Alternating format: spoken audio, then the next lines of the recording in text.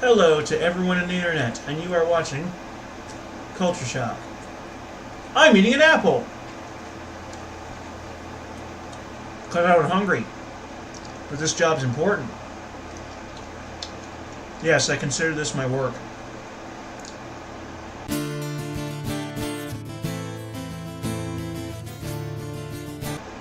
Anyway. Let us begin.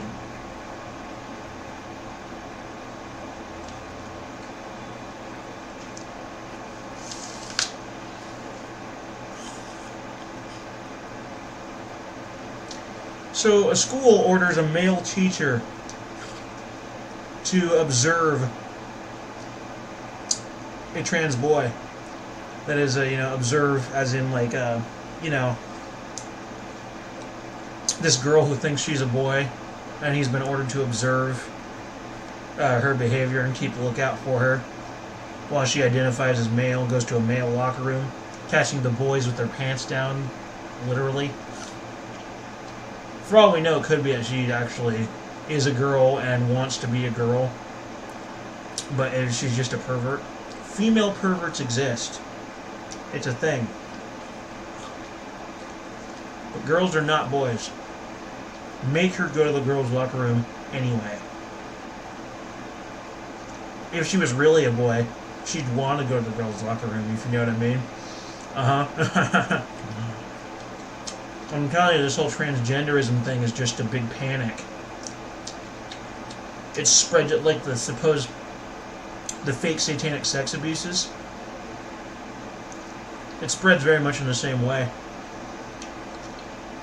People who lack self-confidence, wanting to reinvent themselves, become a greater person, and the whole transgender and trans age thing comes around.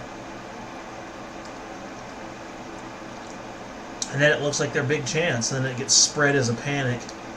Parents are convinced that their boy is actually a girl because he happens to have some girlish traits.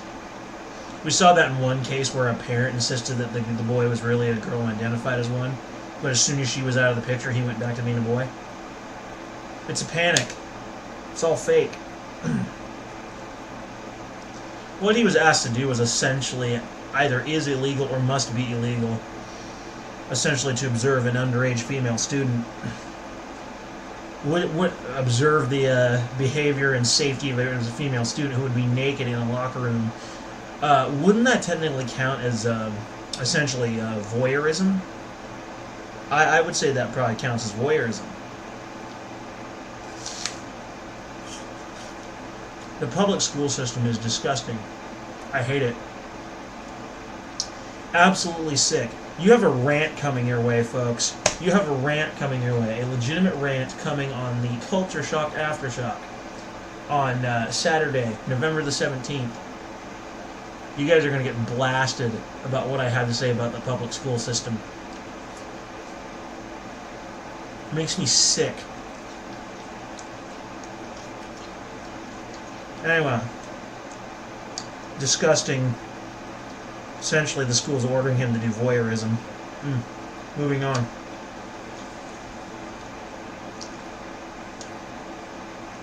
A MAGA hat wearer, Jonathan Sparks, was attacked in Arizona. He was attacked, and his ankle was broken in 4 places when the attacker stomped on his ankle, grabbed the MAGA hat, pulled him away, fighting and tussling on the ground. The attacker was probably an SWJ from a nearby college, most likely.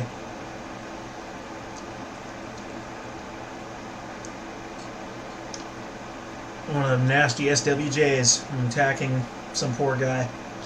Sparks' injuries included several bruises, a couple broken ribs, an ankle broken in 4 places. He was ultimately hospitalized, and the SWJ was jailed and will be sentenced appropriately. I think the most appropriate sentence would be a full-on assault and battery charge.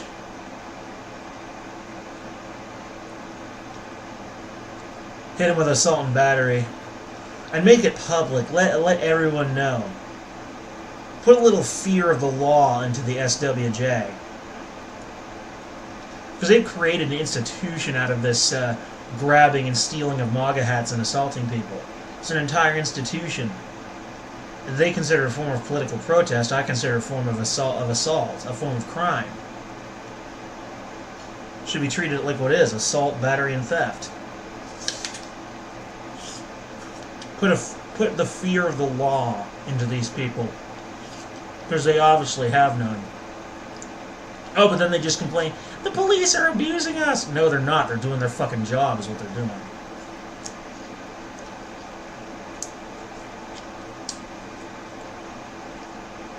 Hopefully Mr. Sparks recovers very quickly.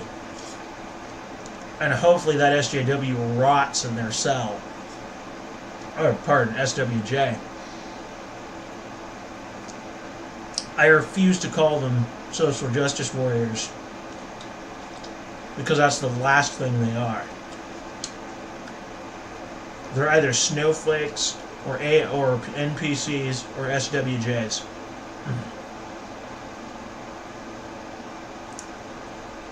I know that's not the typical. That's not the typical rearranging of the letters. It's my own creation. Social warrior of justice. Because it's the opposite. Because it's sort of reversed of social justice warrior. You know, they're like the bizarro version. Because the original social justice warriors was a social movement from the 1980s. People who would deliberately not have a job and remain unemployed, just so they could have that much more time to spend on charity work and working with Salvation Army and shit. I had a lot of respect for those guys. So then these guys come along and steal their name. I'm just like, fuck you. Anyway, moving on. A dying 41-year-old man, possibly already dead, wants his tattoos, which covered 70% of his body, to be preserved by framing in a picture. Like he's going to have his skin preserved. His tattooed skin. By his widow. A little creepy. It's kind of a human interest story. I thought that was interesting, so I'd include that in the news. A little creepy, but kind of cool in a weird sort of way. A tattoo could be seen as a bit of a legacy, so you're leaving a little something behind on this earth. So that's pretty cool. If not a little creepy, a little gross. Moving on. A homeless veteran and a New Jersey couple created a $400,000 con scheme on GoFundMe. The name of the homeless veteran was Johnny Bobbitt. Now it's obvious what caused him to plan this with this couple is desperation. Because homeless veterans are not cared for in this country. Partly because the left is like, oh, I can smell their privilege. They're privileged. Really, they're privileged, living out as homeless people. Yeah, that's privilege. Can I get some of that white privilege, please? I'm a poor-ass motherfucker. Can I get some of that? Of course not, because it doesn't exist. You can't have something that's not real.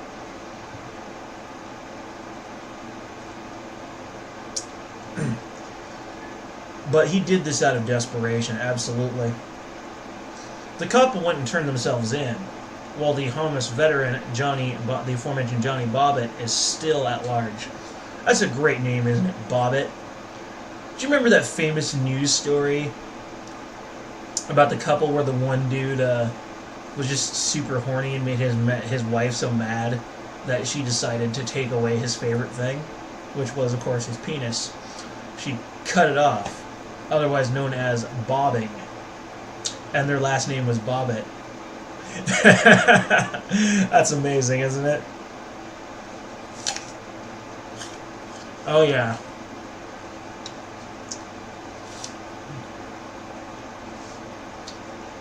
I understand her annoyance. I absolutely understand it. But some men have an overactive sex drive. Anyway, back on subject.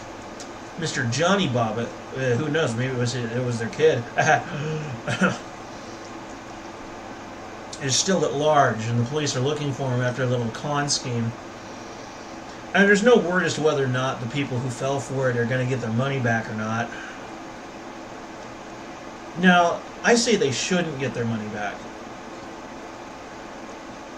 This will be a lesson for them to not fall for something like this again. This will teach them to not be so naive, because this is what their naivete gets them. I've got screwed like that before on eBay, and I've just decided to take the loss. And as a lesson, if they're smart, they'll if they don't get their money back, if they're smart, they'll learn from it, get new money, and never fall for it again. Anyway, that's my conclusion. I hope the couple themselves, depending on their level of involvement, make the punishment fit the crime and don't disproportionately damage them over this. Moving on. Migrants start fights with the residents of Tijuana near the border. Yeah, they started fighting because the Tijuanas didn't want them there, or either that or they wanted to go to the temporary shelter facility that our troops set up at the border.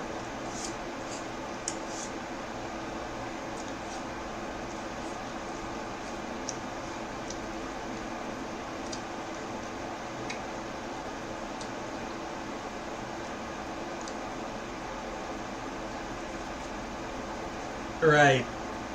And the migrants fighting the Tijuana residents is just so stupid. It's the dumbest thing ever. They're so desperate to violate our nation's sovereignty and that of the sovereignty of Mexico. They're being absolutely selfish.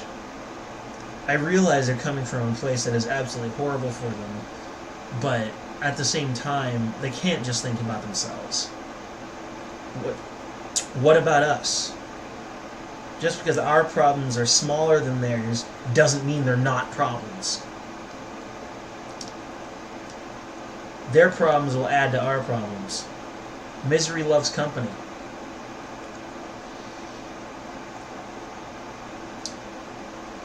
Now, of course, there's also photos, and I have to talk about this. I can't really show you with the format of the show. I wouldn't even know how to do it anyway. But these photos of migrants climbing the border wall.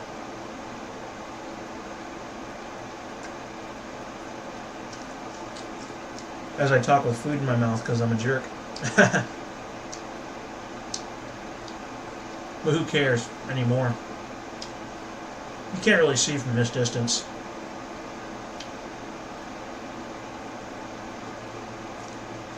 Climbing the border wall while the agents look on, seeing them climb up and over.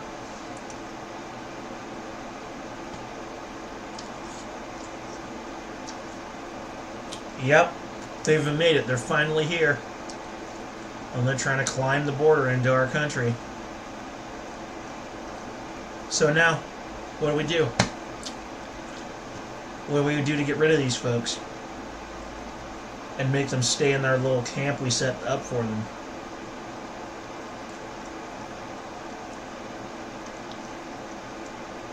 Do we have to get really nasty and violent with them? I hope not. That's the last thing I want. But we might not have a choice. That may be the only thing that would deter them from trying to get into this country. We already have too many illegal immigrants as it is, causing problems. We don't need more.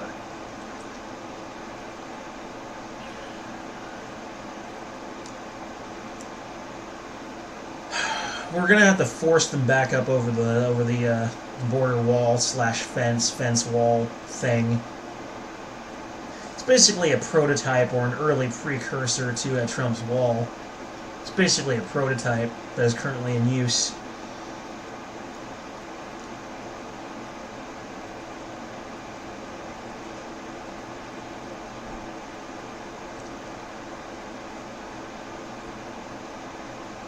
Yeah, I say we force them back over and back into our little temporary camp we set up for them. But it's not that easy. But it's going to have to be done.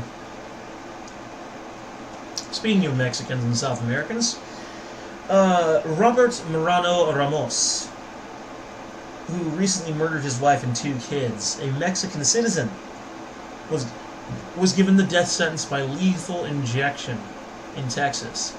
Mexico apparently gave Texas courts the authority to sentence him, but the Mexican embassy demanded some humane treatment, which he did get. The murder of your wife and 2 kids, man. Rotten hell. Rotten hell. Move on. So, a test of self-driving cars shows the systems don't always work the way they're supposed to, and sometimes crash for seemingly no reason. Oh yeah, this technology is a long way off from being practical or safe. Personally, I don't think they should be doing it at all. I don't want to see AI in this world. I do not want to see it. It's a terrifying precedent. Like, I know you're going to say, it's only in the movies. Hear me out. Hear Nathan of Washington speak.